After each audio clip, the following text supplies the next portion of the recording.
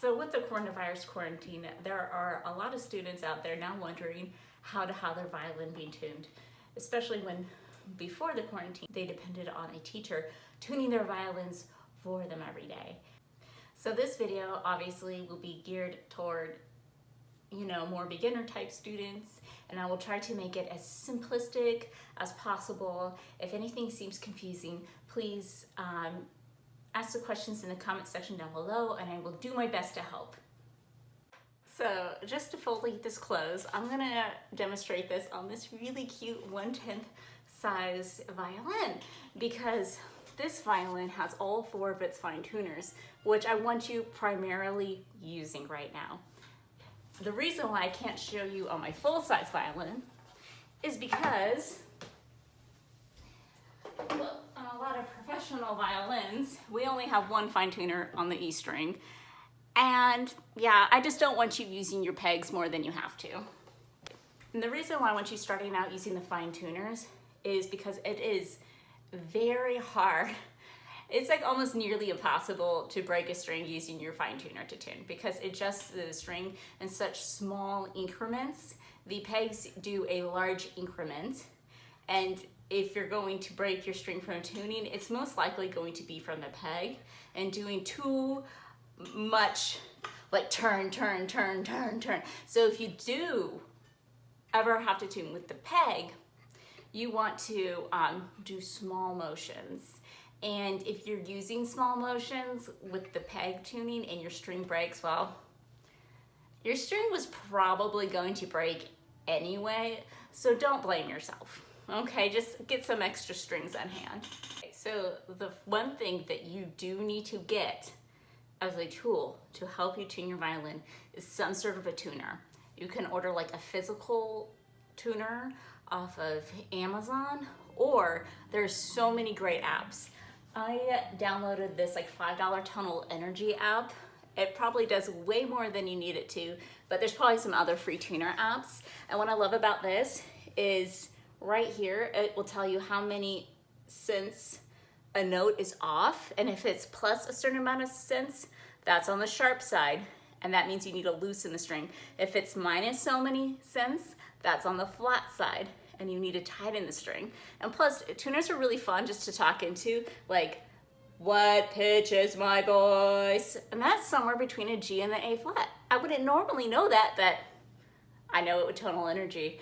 And I also like this feature. If you're really good at matching pitch, like you can put your pitch in and match your A to this A.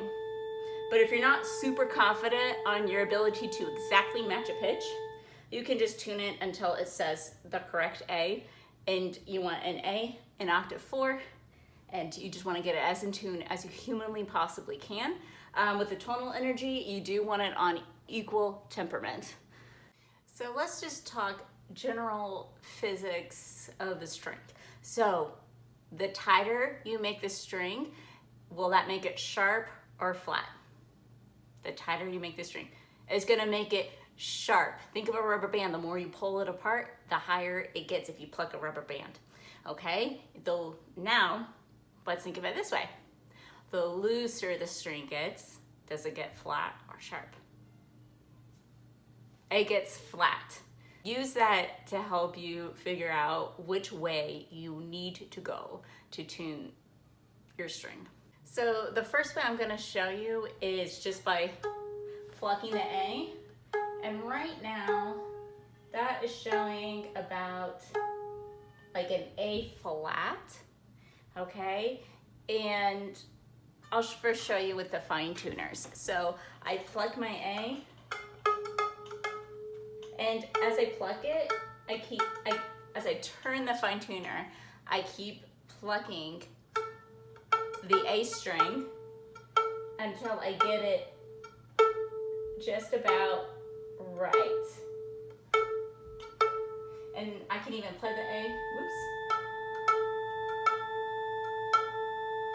and tune it that way too, like try to match the same pitch, like,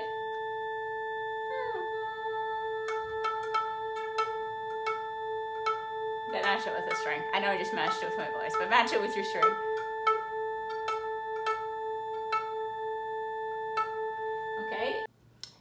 And that's how you do it, plucking the fine tuner. Okay, so now I'm just gonna show you kind of how I tune the rest of the strings. I'm gonna play the pitch and match it. And it's very important that as you pluck it into the tuner, that you, as you're turning it, you keep plucking it, because otherwise you could go way over correction and not even realize. So this kind of helps you just get it like just in tune and stop, sort of thing. And it just saves time.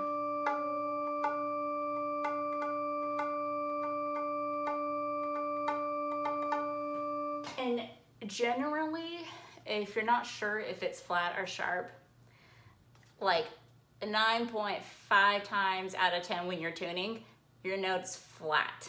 So rarely would you play your violin and then come back to it and then it'd be like crazy sharp somehow. Like the strings don't just tighten by themselves. Usually they loosen over time. But I mean, there have been times where I've had a loosen sharp string. So it's not like it doesn't happen, but generally speaking, usually the string's flat. Usually you have to do a little bit of tightening with it. Okay, so G, oops. Now I gotta bring it down to a G octave 3. Match it. Okay, good. Now I'm gonna do an E octave 5. Okay, something interesting happened here. I turned this E fine tuner so much that now there is nowhere left for it to turn. So now I have to resort to using my peg because I have no other options if I'm gonna get the string in tune. So first thing I'm gonna do is I'm gonna just loosen up this fine tuner and give myself some breathing room with this fine tuner before I move the peg. And it's gonna make the string pretty flat. And a lot of times with the pegs, yes, you do wanna do tiny movements with them, but if your pegs haven't been moved in forever, a lot of times they can kind of get like really stiff and hard to turn. So don't be afraid of like, you know, if you're turning it kind of gently at first and it's just not turning, don't be afraid to really put a little bit more oomph into turning that peg. A lot of times what I find that helps and is a little bit safer is if you slightly loosen that peg a little bit, just a little bit before you start turning it up. And another thing is with the pegs, as you're turning it up, a lot of times you kind of want to put a little gentle pressure going into the peg box. This area right here is called the peg box. It's just where the pegs all are inside right here, because the peg is actually shaped more like a wedge. And just with that tension of it being wedged in there is what keeps it in. So if the wedge isn't in there enough, then it's going to just whoosh, slip, and then your string's gonna get flat and crazy floppy. Here's your E. Whoa, extremely flat E. So I could be tempted to be like, turn and turn and turn, woo, you know, because it's so flat. But I'm gonna do tiny motions at a time. I'm moving it just like millimeters at a time. Oops, I went slightly above. And we're just gonna try to match that E.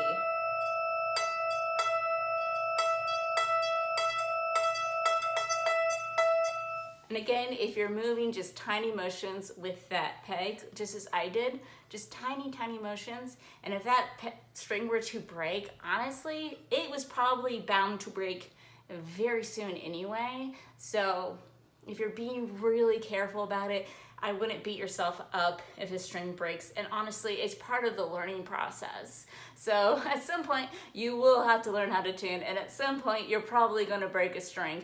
But the thing is, this is a learning process. As long as you learn from it, it's fine. And sometimes you break a string and there's just no helping it. It's an old string and it was time to replace it. So once you get more comfortable with just the general tuning process with this, the plucking like that, I would start tuning with the bow.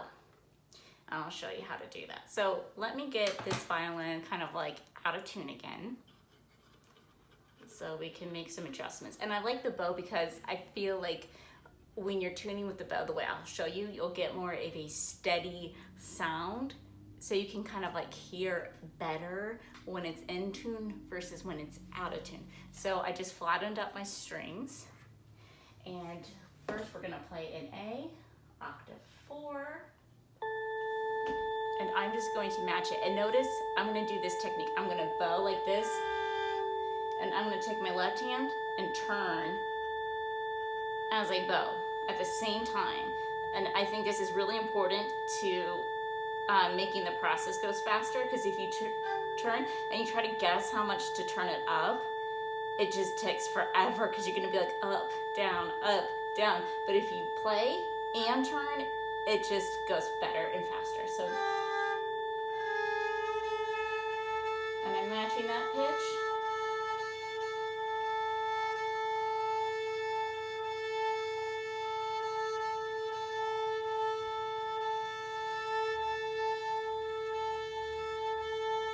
And what you can also do, if you're not sure, you can just play it into the tuning,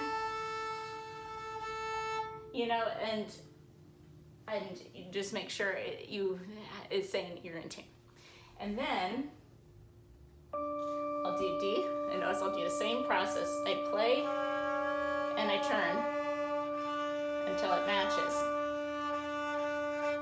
And then I play the next note, G octave 3. And I turn.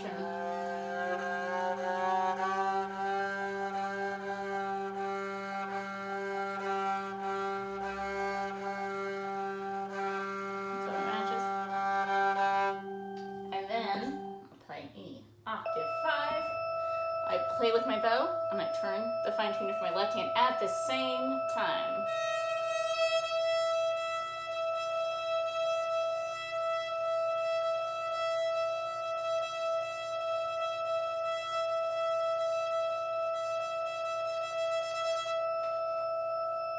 And when you tune with your bow, that will give you a faster, more accurate tuning.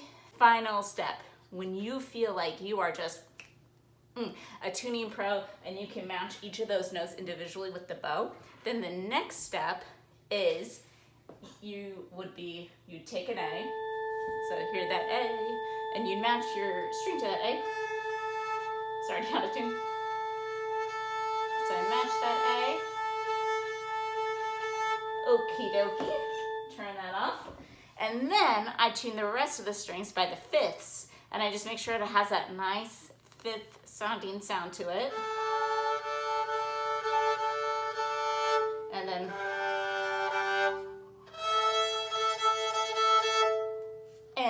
one thing to kind of prepare you to tune the fifths is after you get your violin in tune by just tuning each note individually, maybe play those two open strings together just to start getting in your ear, okay, this is what it needs to sound like when I am only given an A, and then I have to tune the whole rest of my instrument based on that A. But right now, if you're not there, don't worry about that step. You can start just by simply plugging your string like this and turning whatever you need to turn. The bow and then the tuning by fifths, that's like the next step, and then the next step sort of thing. But good luck to you all. Thank you so much for watching. Be sure to stay tuned for my next video of how to replace your violin string after it breaks. See you next time. Bye-bye.